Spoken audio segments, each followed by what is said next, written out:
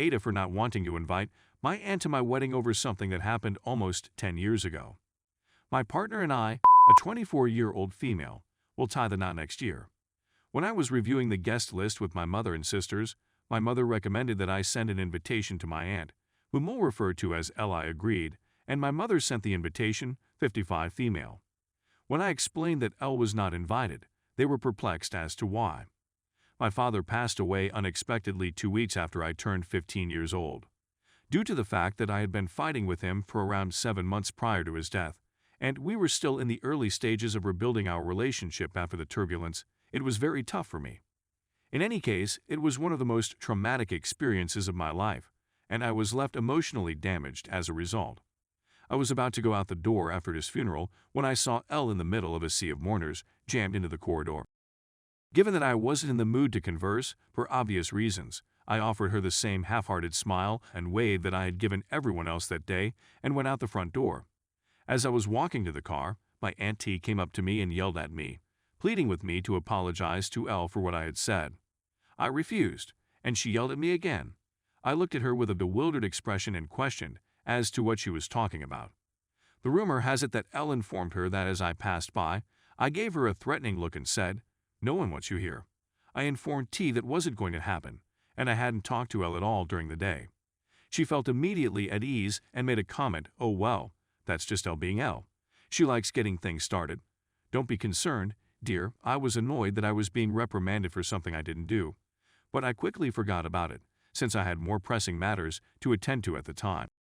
Due to the fact that my mother needed to stop by my grandmother's house to drop off some goods on the way home from the funeral, I opted to remain in the van. A phone call from my Aunt Kay came in as I was waiting for the elevator.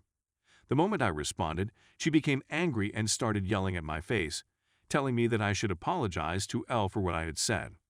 I informed her what I had told T and made it clear that I hadn't spoken anything to L or given her any unkind glances, as I had previously said. "Oh, that's just L stirring the pot then, isn't it?" she said as she hung up the phone after calming herself down.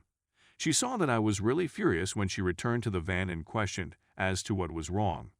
As soon as I informed her what had happened with T and K, she responded without missing a beat. "Oh, that's classic L. She enjoys stirring the pot." The fact that T and K didn't apologize for yelling at me for something I didn't do, and the fact that my mother and aunts all used the same term and each of them just brushed it off, lead me to believe that they had addressed L's behavior previously. After that, I realized that I didn't want to be around someone who creates drama only for the purpose of drama, and who expects everyone else to simply forgive their actions. I've been kind with L at family gatherings for the last 9 years, but I haven't gone out of my way to talk with her or build a friendship with her. Even though my partner understands why I didn't invite L to the wedding, my mother and sisters accuse me of being an AH for not having asked her because of an incident that happened more than a decade ago. I'm debating whether or not they're accurate, and whether or not I should just let it go. Ada?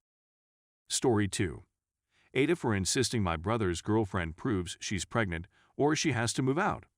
My, female 20, brother 24, has been seeing his girlfriend, 27, on and off for a few years now. It's been the same routine. They're happy for a few weeks. Then something little occurs, they quarrel, it turns ugly, they make up, and they're back to being a loving couple. When I found out that my brother had been booted out of his apartment and needed a somewhere to stay, I gave him the spare room in my apartment, and he promised to pay rent, assist with bills, and chip in with meals. She's been advertising her pregnancy for 3 months. In a week, she will consume a snack box including 50 little bags of chips. I attempted to persuade her to cut down, not just on overeating but also on food, but she maintains she and the baby are healthy and it's simply cravings, etc. blah blah. Since last month, my brother's girlfriend has been the first to get into much of what my parents bring to my place. My mom is a couponer, so she bulk purchases and gives away what she has too much of, and a major amount of it is gone within a few days to a week. From a 24 case of Monster, the energy drink, for those who are unfamiliar, she will consume 8 in a week. She consumes a lot of food as well, most of which no pregnant woman should be ingesting in such large quantities. I understand that every pregnancy is different, but words can't describe how much she eats in one sitting. That I saw her sipping coffee today, and after her second cup, I questioned her whether she should be drinking so much, and she claimed her doctor said it was okay, and she had no concerns. When I advised she start eating better for the baby, she laughed and went away. I went to my brother and asked whether he'd been to any of her medical visits or even seen a positive pregnancy test, and he answered no. When I challenged her about it, she replied she didn't have to prove anything and became defensive. I told her she needed to show me a test or documentation of going to the doctor, or she would have to go since she doesn't help at all. My brother began defending her, and his response shifted from not seeing any evidence to seeing her pregnancy test. My parents found out what I said, and my mother claims that I was in no position to say anything since every woman's body is different, and I wouldn't know because I'd never been pregnant. AITA. Edit. I did speak to her about finding a job and helping out financially a while back, and she claimed she'd start but never did. So, based on the bulk of the comments, I overstepped. Yeah, but I'm going to trust my instincts on this one and give them their 30-day notice and call it a day. I'll definitely update you guys in a month when they're supposed to leave and let everyone who's interested know what's transpired by then.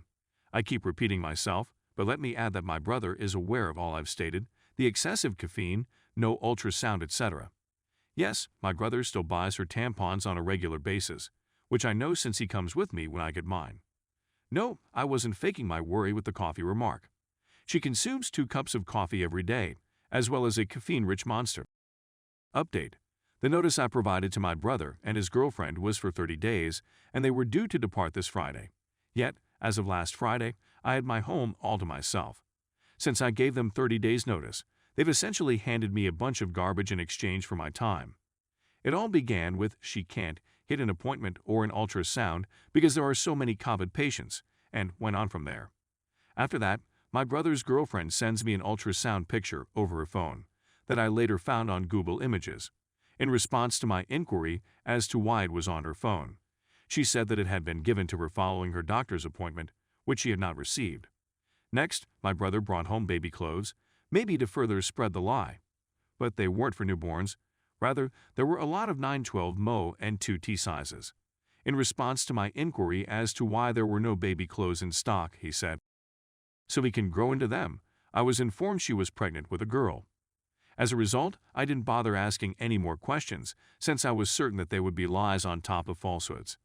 Then, when I returned home on Friday, they were cursing and shouting at each other in the hallway. Because they wouldn't stop pestering me, I ultimately went to the police and reported them. It was at this point that they both admitted to have divulged the truth. Brother's truth is as follows. His girlfriend is the reason he was forced out of his apartment.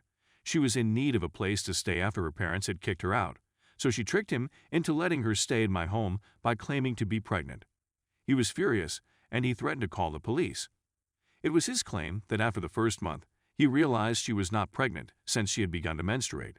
But she persuaded him to keep the deception continuing, so I agreed to let her to stay with me. According to her truth, her brother encouraged her to stay at my house and instructed her to fake a pregnancy so that I would be sympathetic.